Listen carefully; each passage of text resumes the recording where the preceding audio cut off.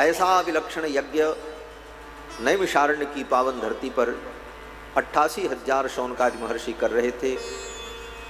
उसी यज्ञ में श्री सूत जी महाराज पधारे। सूत जी महाराज को उत्तम आसन पर विराजमान किया और महर्षियों ने उनका पूजन किया और कहा, महाराज आप कृपा करके हमें भगवान की कथा सुनाओ। नैमिषे सूतमासीनम अभिवाद्य महामतिम कथामृत रसास्वाद कुशल सौनको ब्रवीत। महामति सूत जी महाराज को आसन पर विराजमान करके मुनियों ने पूजन किया। भगवान की कथा का रसास्वादन करने में कुशल महर्षि शौनक ने सूत जी से प्रश्न किया। शौनक जी ने पूछा कि हे भगवान, आप कृपा करके ऐसी कथा सुनाओ जो मेरे कानों के माध्यम से मेरे हृदय में जाए और रसायन का काम करे। सूताख्या ही कथा सारम मम कर्ण रसायनम। ऐसी कथा हो जो कानों के माध्यम से हृदय में जाए और रसायन का काम करे। रसायन माने औषधि, औषधि को ही रसायन कहते हैं। ये कथा भी ऐसा रसायन है, ऐसी औषधि है जो हमारे रोग को दूर करती है। कौन सा रोग? बोले भव रोग। ये भव रोग क्या है? इसमें क्या समस्या होती? बोले ये संसार ही रोग है। भव माने संसार, और इस संसार में हमारी जो आसक्ति है यही भव रोग है। और ये रोग निवृत्त नहीं हुआ तो जीव सुखी नहीं हो सकता। संसार की आसक्ति समाप्त हो जाए, यही इन सारे ज्ञान विज्ञान का परम उद्देश्य है। और इस उद्देश्य की ओर हम नहीं बढ़ना चाहते। हम केवल धर्म कर्मों को भौतिक वस्तुओं की प्राप्ति का साधन मात्र मान लेते हैं। ये कर लें तो ये मिल जाएगा, ये कर लें तो ये मिल जाएगा। लेकिन वस्तुतः धर्म और तत्व ज्ञान जो है ये भव रोग की निवृत्ति के लिए है। संसार में जो हमारी आसक्ति है यह आसक्ति समाप्त।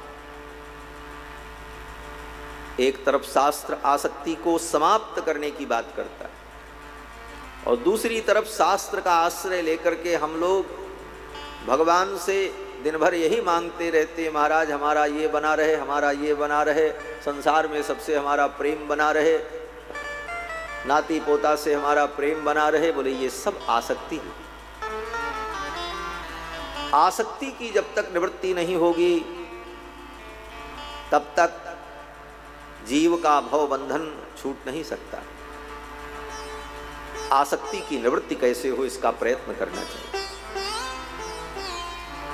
ये भवरोग कैसे छूटे, इसीलिए शौनक जी ने कहा, सूताख्या ही कथा सारम मम कर्ण रसायनम। ऐसी कथा सुनाओ जो मेरे कानों के माध्यम से हृदय में जाए और रसायन का काम करे और भव रोग को निवृत्त करे।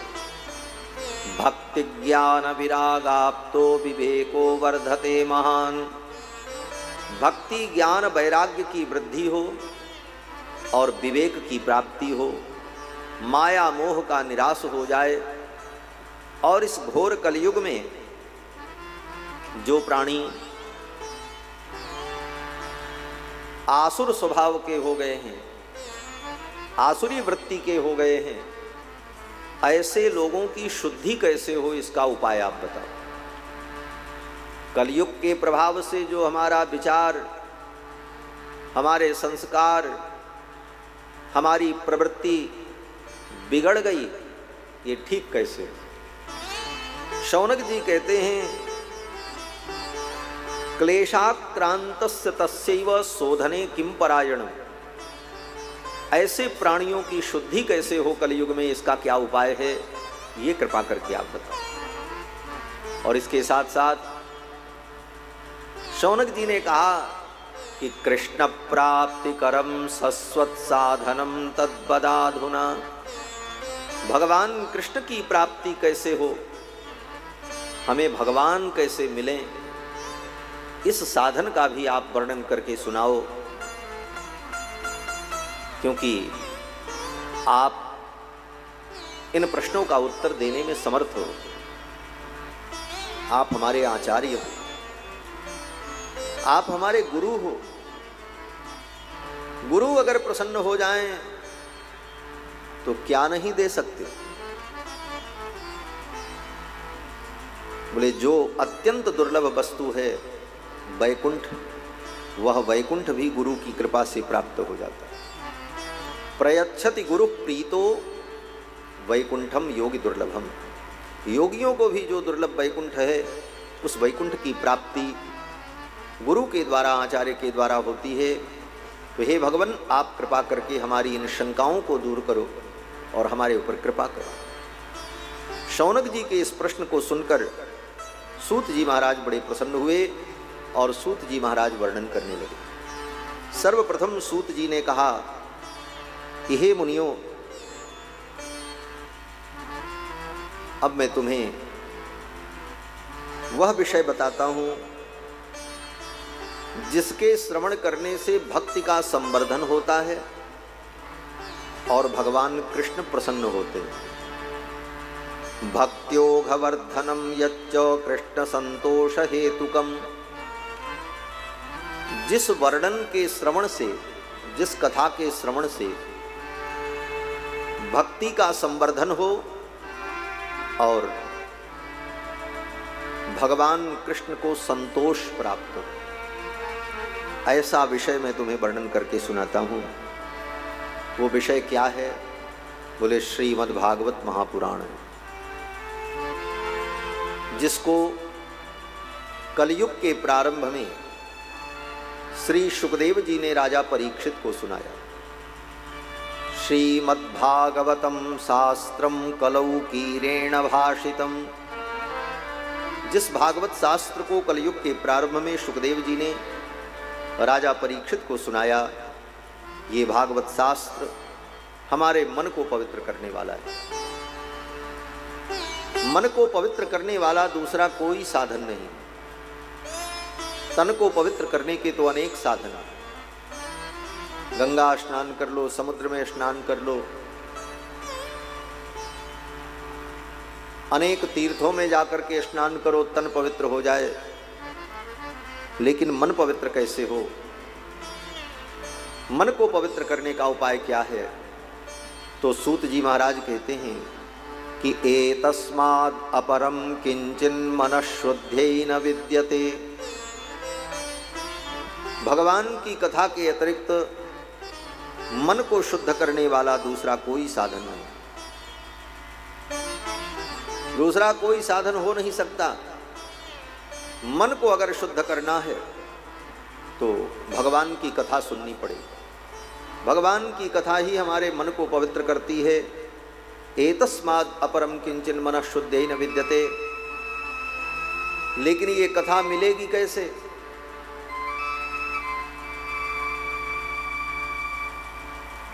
तो सूत जी कहते हैं कि जन्मांतर का अगर पुण्य होगा, आपने पुण्य किया है, आपने अच्छे कर्म किए हैं, तब आपको ये कथा सुनने को मिलेगी। ऐसे नहीं। जन्मांतरे भवेत पुण्यम तदा भागवतम लभेत।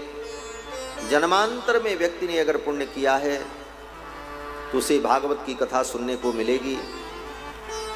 कारण बोले पुण्य से स्वर्ग भी मिलता है। और यहां पर कहते हैं पुण्य के बिना भागवत कथा नहीं मिलेगी।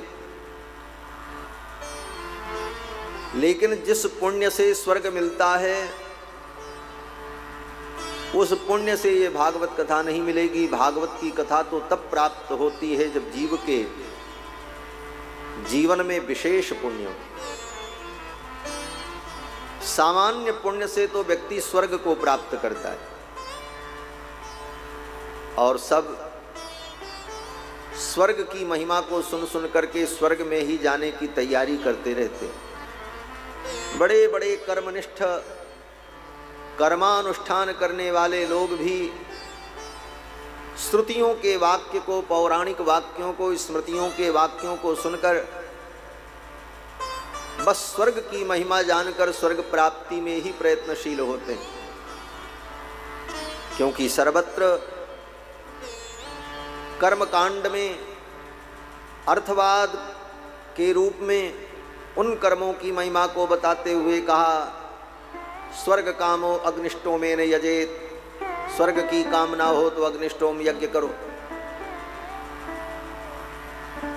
स्वर्ग कामः अग्निहोत्रम जुहियात, स्वर्ग की कामना हो तो अग्निहोत्र करो। स्वर्ग की कामना है तो अमुक कर्म करो, और उन कर्मों को करके व्यक्ति स्वर्ग जाने की इच्छा करता है।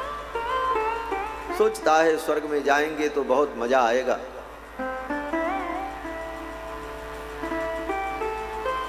स्वर्ग में खूब सुख भोगेंगे।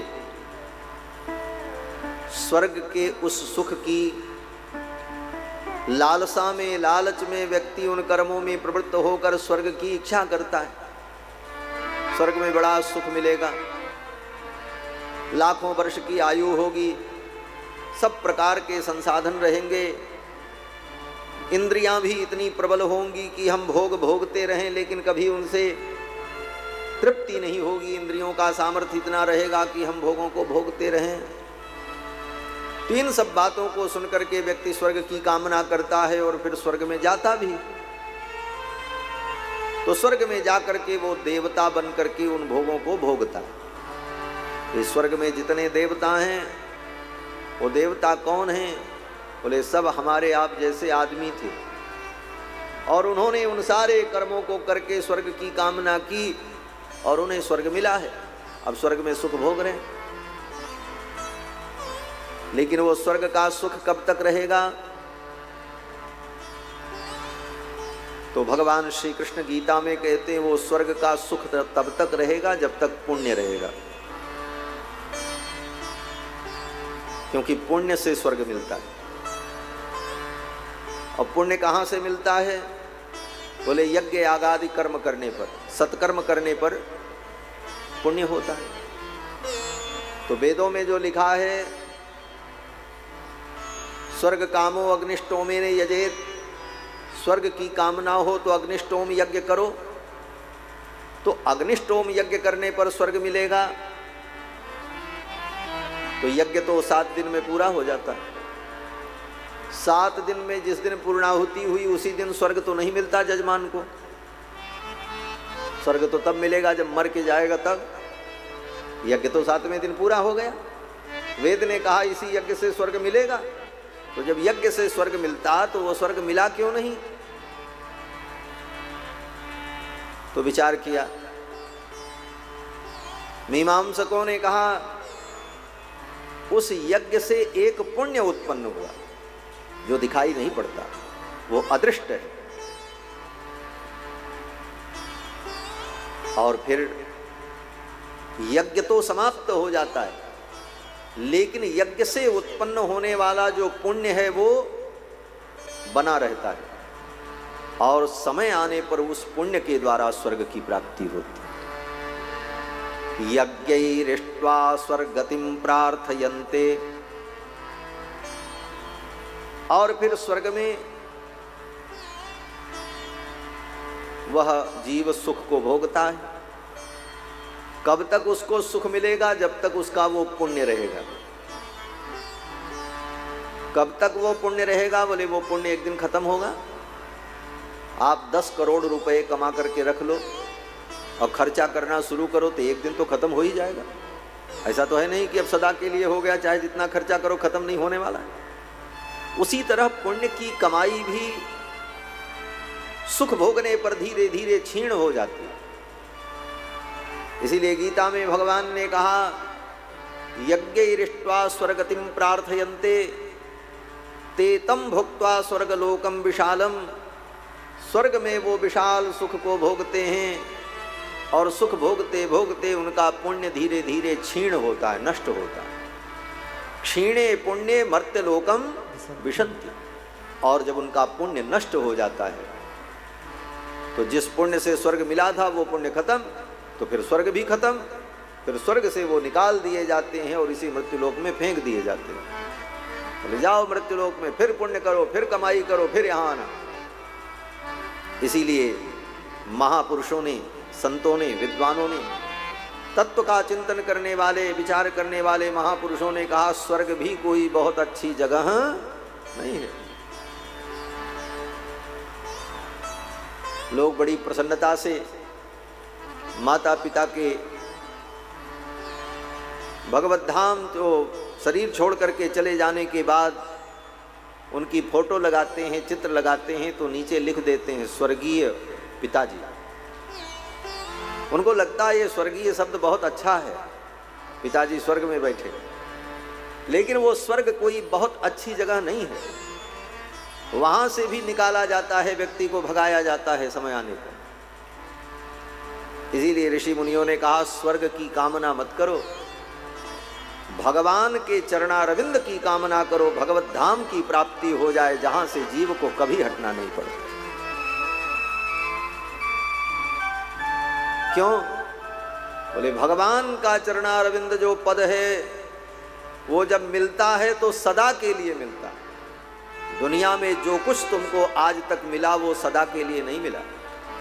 ये शरीर तुमको मिला है लेकिन ये सदा के लिए नहीं है, कुछ दिन में खत्म हो जाए। ये लोग मिले हैं, बोले ये भी सदा के लिए नहीं मिले हैं, कुछ दिन के लिए मिले हैं। ये लोक मिला है, जिस लोक में तुम बैठे हो धरती पर, ये भी सदा के लिए तुम्हें नहीं मिला है, कुछ दिन के बाद ये भी छूट जाए। जो कुछ संसाधन तुम्हें मिले हैं वो भी सदा के लिए नहीं मिले हैं, वो भी सब छूट जाए। दुनिया में जो कुछ भी मिलता है वो सब छूट जाए। एक ही एक वस्तु है, एक ही ऐसी वस्तु है जो जल्दी मिलती नहीं और मिल जाए तो फिर सदा के लिए मिल जाती है। वो कौन है? बोले वो भगवान। वो भगवान का पादारविंद है। वेद कहते हैं तद विष्णोः परमं पदम सदा पश्यन्ति सूरया। तद विष्णोः परमं पदम, भगवान विष्णु का जो परम पद है वो सदा के लिए मिलता है। तद विष्णोः परमं पदम सदा पश्यन्ति सूर्या, वो हमेशा के लिए मिलता है। गीता में भी भगवान ने स्पष्ट कर दिया, अर्जुन इन स्वर्गों में जाने के बाद जीव को ये स्वर्ग छोड़ करके फिर धरती पर आना पड़ेगा। क्षीणे पुण्य मर्त्यलोकम विशन्ति। लेकिन अगर मेरे पद को प्राप्त कर लिया तब तो भगवान कहते हैं अर्जुन न तत्र भासयते सूर्यो न शशांको न पावकः यद गत्वा न निवर्तन्ते तद्धाम परमं मम। जहाँ जाने के बाद जीव को फिर कभी लौट के नहीं आना पड़े, सदा के लिए जो पद मिलता है वो क्या है? तद विष्णु परमं पदम, वो भगवान विष्णु का परम पद है। तो स्वर्ग में पुण्य प्राप्त करके रहने वाले जो देवता हैं वो पुण्य के प्रभाव से सुख को भोगते हैं, लेकिन उस पुण्य से उन्हें स्वर्ग का सुख तो मिलता है लेकिन भगवान की कथा नहीं मिलती, भगवान नहीं मिलते। सूत जी कहते हैं हे शौनकादि मुनियों, जब गंगा के तट पर परमहंस श्री सुखदेव जी महाराज ये कथा राजा परीक्षित को सुनाने जा रहे थे, वो स्थान मुजफ्फरनगर जनपद में शुकताल जिसे कहते हैं उसका नाम सुकस्थान है। सुखदेव जी ने वहीं गंगा के तट पर राजा परीक्षित को कथा सुनाई। सुखदेव जी जब राजा परीक्षित को कथा सुनाने के लिए बैठे, परीक्षिते कथाम वक्तुम सभायाम संस्थिते शुके। सभा में जब सुखदेव जी व्यासपीठ पर विराजमान हुए परीक्षित को कथा सुनाने जा रहे थे, उसी समय स्वर्ग के देवता लोग वहां पर आए। अमृत कलश हाथ में लेकर के आए, स्वर्ग का अमृत। और उन देवताओं ने आकर के कहा सुखदेव जी से, महाराज ये भागवत की कथा आप राजा परीक्षित को सुनाने जा रहे हैं। परीक्षित मरने के डर से कथा सुन रहे हैं।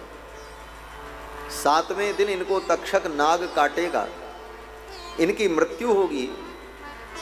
इस भय के कारण ये अपना राज्य छोड़कर, सब कुछ छोड़कर यहाँ आकर के कथा सुनने बैठे हैं। तो आप एक काम करो, हम स्वर्ग से अमृत लेकर के आए, वो भी थोड़ा नहीं, 1-2 ड्रॉप नहीं, 1-2 चम्मच नहीं, पूरा घड़ा। ये अमृत इनको पिला दो। स्वर्ग का अमृत पी लेने पर तक्षक का बाप भी काटे तो मृत्यु नहीं होगी, अमृत का प्रभाव है। अमृत पी लेने के बाद व्यक्ति अमर हो जाता है। इनको ये अमृत पिला दो, इनका मृत्यु भय समाप्त हो जाएगा। और जो अमृत आप इनको पिलाने जा रहे हो, कौन सा अमृत? श्रीमद्भागवतामृतम, श्रीमद्भागवत रूपी अमृत, कृष्ण कथामृत जो आप इनको सुनाने जा रहे हो, वो कृष्ण कथामृत आप हमको सुना दो, हम देवता लोग सुन लें। क्यों? देवताओं ने कहा स्वर्ग में अमृत सुलभ है, लेकिन कथामृत दुर्लभ है। और इस मृत्युलोक में, बोले मृत्युलोक में अमृत दुर्लभ है और कथामृत सुलभ है। तो ऐसा करें कि हम लोग व्यापार कर लें। क्या व्यापार कर लें? जैसे व्यापार में एक वस्तु दी जाती है और दूसरी वस्तु ली जाती है, विनिमय, अदला बदली। देवताओं ने कहा ये स्वर्ग का अमृत आप ले लो और ये धरती का अमृत जो भागवत है ये हमको सुना दो। एवं विनिमये जाते सुधाराज्ञा प्रपीयताम। इस तरह विनिमय हो जाने पर राजा परीक्षित स्वर्ग का अमृत पी लेंगे और प्रपास्यामो वयम सर्वे श्रीमद्भागवतामृतम, और हम सभी लोग श्रीमद्भागवतामृत का पान कर लेंगे। देवताओं ने कहा ये कथा आप हमें सुनाओ। सुखदेव जी ने राजा परीक्षित की ओर देखा। राजा परीक्षित का क्या विचार है, इनसे पूछ लिया जाए। परीक्षित बड़े बुद्धिमान थे। परीक्षित जी ने सोचा कि स्वर्ग का अमृत भी अगर हम पी लें तो सदा के लिए तो अमर नहीं होंगे। अमृत पीने से व्यक्ति की आयु बढ़ जाती है। जहां वो 100 वर्ष जीने वाला था वहां वो हजारों वर्ष जिएगा। लेकिन ये कहो कि कभी नहीं मरेगा, बोले ऐसा नहीं हो सकता, मरना तो पड़ेगा। अमृत का साधारण अर्थ लोग यही समझते हैं, जो अमृत पी ले वो अमर हो जाए। ऐसा नहीं है, मरना पड़ेगा, केवल टाइमिंग बढ़ जाएगी। कुछ दिन ज़्यादा जिंदा रहेंगे सामान्य लोगों की अपेक्षा, इतना ही अंतर होगा बस।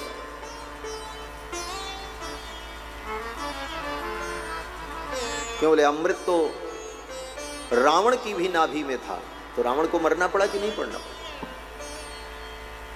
नाभि कुंड पीयूष बस जाके, रावण के नाभि कुंड में अमृत था, इसीलिए बहुत दिनों तक वो रहा, लेकिन अंत में उसको भी तो मरना ही पड़ा। और स्वर्ग में रहने वाले देवता भी तो अमृत पीते हैं। भाई स्वर्ग में देवताओं को अमृत पीने को मिलता है, और अमृत पीने से अगर वो सदा के लिए अस्थायी हो जाते तो फिर स्वर्ग छोड़ करके उनको भागना क्यों पड़ता, उनको मरना क्यों पड़ता? पुण्य के नष्ट होने पर वो अमृत भी काम नहीं करता। उन देवताओं को भी अपना शरीर त्यागना पड़ता है और फिर संसार में आकर के कर्म करना पड़ता है। तो ये अमृत भी कोई अस्थाई इलाज नहीं है। राजा परीक्षित ने सोचा अमृत पी लेंगे फिर भी तो मरना ही पड़ेगा। तो जब मरना ही पड़ेगा तो क्यों ना भगवान की कथा को सुनकर के मैं मृत्यु को प्राप्त करूं। क्योंकि ये भगवान की कथा असली अमृत है। किस अर्थ में? ये बड़ा सूक्ष्म विचार है। स्वर्ग का अमृत पीने के बाद आपको फिर मरना पड़ेगा, मरने के बाद फिर जन्म होगा तो फिर मरना पड़ेगा, फिर जन्म होगा तो फिर मरना पड़ेगा, बार बार मरना पड़ेगा। स्वर्ग का अमृत पीने के बाद बार बार मरना पड़ेगा। लेकिन श्रीमद् भागवतामृत कृष्ण कथामृत पीने के बाद, बोले कृष्ण कथामृत पीने के बाद भी मरना पड़ेगा, लेकिन केवल एक बार मरना पड़ेगा, बस ये अंतर। दोबारा नहीं मरना पड़ेगा, एक बार मरना पड़ेगा, क्योंकि ये शरीर तो छोड़ना ही है, लेकिन फिर दोबारा नहीं मरना पड़ेगा। क्यों नहीं मरना पड़ेगा? बोले दोबारा जन्म ही नहीं होगा। जो भगवान की कथा सुनेगा, भगवान के चरणों में चित्त को लगाएगा, वो भगवत धाम चला जाएगा, फिर उसका संसार में कभी जन्म नहीं होगा। जब जन्म नहीं होगा तो मरण भी नहीं होगा, क्योंकि बार बार ये मरण, बार बार जन्म के कारण, पुनरपि जननम तो पुनरपि मरणम। जब जनन होगा तो मरण भी होगा, क्योंकि जो वस्तु उत्पन्न होगी वो नष्ट होगी। तो भगवान की कथा सुनने के बाद एक बार मरना पड़ेगा। और स्वर्ग का अमृत पीने के बाद बोले बार बार मरते रहोगे, कोई ठिकाना नहीं कब तक मरते जीते रहेंगे। लेकिन भगवान की कथा सुन लेने के बाद एक बार मरना पड़ेगा, फिर दोबारा कभी मरना नहीं पड़ेगा। राजा परीक्षित ने सोचा कि स्वर्ग का अमृत पीने से अच्छा है मैं भगवान की कथा श्रवण करूं। राजा परीक्षित ने कहा हमको स्वर्ग का अमृत नहीं चाहिए, गुरुदेव आप मुझे भागवत की कथा सुनाओ। राजा परीक्षित की इन बातों को सुनकर सुखदेव जी बड़े प्रसन्न हुए और कहा राजन तुम्हारा नाम परीक्षित, आज तुम्हारा नाम सार्थक हो गया। परीक्षित माने जिसकी परीक्षा हो जाए उसको कहते हैं परीक्षित। परीक्षितो परीक्षितः, राजा परीक्षित की परीक्षा हो गई और परीक्षा में महाराज परीक्षित पास हो गए, प्रथम श्रेणी में उत्तीर्ण हुए। क्या परीक्षा हुई? बोले एक तरफ मृत्यु है, एक तरफ तत्काल मृत्यु से बचने का उपाय अमृत देवता लेकर के आए, और एक तरफ श्रीमद् भागवत की कथा। राजा परीक्षित ने अमृत का वर्णन नहीं किया, कथामृत का वर्णन किया। सुखदेव जी बड़े प्रसन्न हुए, बोले राजन तुम धन्य हो, तुम ही कथा के श्रोता। भगवान की कथा सुनने की योग्यता क्या है? भगवान की कथा सुनने वाला परीक्षित कहलाता है। लोग कहते हैं महाराज कथा के परीक्षित ये है, जो जजमान होता है उसको परीक्षित कहते हैं। श्रीमद् भागवत कथा के परीक्षित ये बने। तो परीक्षित कौन? बोले जिसके सामने मृत्यु खड़ी हो और मृत्यु से बचने का उपाय अमृत हो, लेकिन वो अमृत को भी त्याग दे और भगवान की कथा में अपने चित्त को लगा दे, वही वास्तविक परीक्षित श्रोता होता है।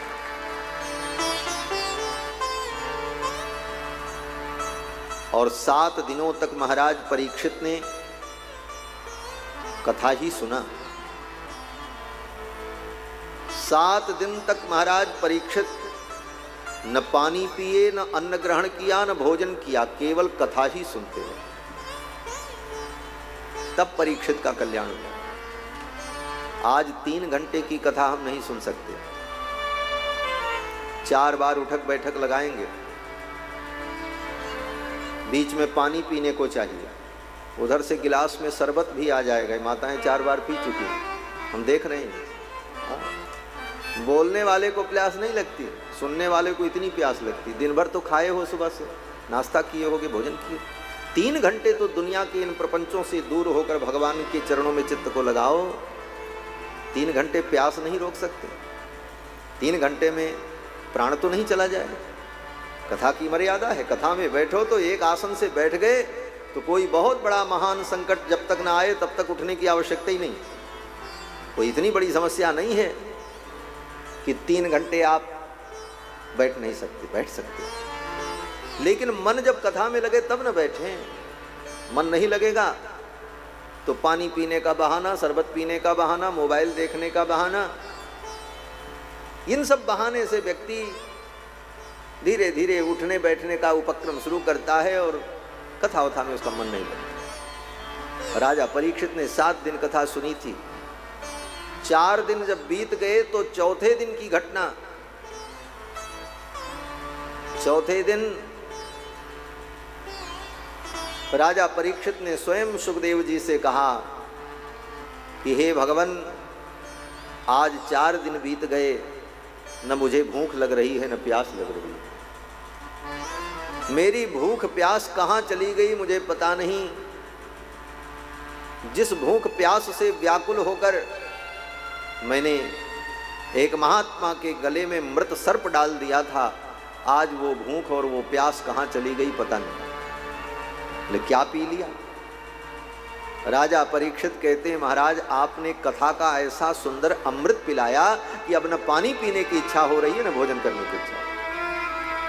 अगर कथा को आप ध्यान से श्रवण करते हैं तो गारंटी है आप परीक्षित नहीं हो सकते, मैं सुखदेव नहीं हो सकता, असंभव है। लेकिन इतना तो जरूर है कि अगर 4 घंटे आप शांति से कथा श्रवण करें तो 4 घंटे आपको भूख प्यास तो नहीं लगेगी, ये मेरी गारंटी है। और अगर कथा सुनने में मन नहीं लग रहा है तो फिर प्यास भी लगेगा, भूख भी लगेगी, पता नहीं क्या क्या लगेगा, भगवान जाने। राजा परीक्षित ने कहा, आपके मुखारविंद से निर्गलित होने वाली इस कथा सुधा को सुनकर के मैं तृप्त हो रहा हूं। नमाम त्यक्तोदमपि बाधते, आपके मुख से निर्गलित होने वाली कथा को सुनकर के मैं तृप्त हो रहा हूं। मुझे न भूख लग रही न प्यास लग रही। तो भगवान की कथा को जब हम चित्त लगा करके श्रवण करते हैं तो सब कुछ भूल जाता है। राजा परीक्षित ऐसे श्रोता है। सुखदेव जी बड़े प्रसन्न हुए। सुखदेव जी ने उन देवताओं से कहा, तुम अपना अमृत लेकर के जाओ यहां से,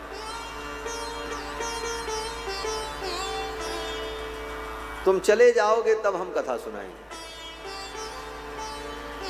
क्यों? बोले ऐसे अवांछनीय तत्व जब तक रहेंगे तब तक कथा शुरू नहीं होगा। देवता लोग अपने पूरे प्रोटोकॉल से आए थे। भाई देवता, जैसे कथा में कोई नेता नगरी आ जाए अपने प्रोटोकॉल से, उनके परिकर हों, उनके साथ वाले हों, हटो इधर बैठो उधर बैठो, ये करो वो करो, अफरा तफरी मचा दें, तो किसका मन कथा में लगेगा? इसलिए ऐसे लोग तो चले ही जाएं तब कथा वास्तव में अपनी धारा में प्रवाहित होती है। ऐसे लोगों के आने से कथा में विघ्न ही होता है, उनके आने से कथा का कोई लाभ नहीं होता।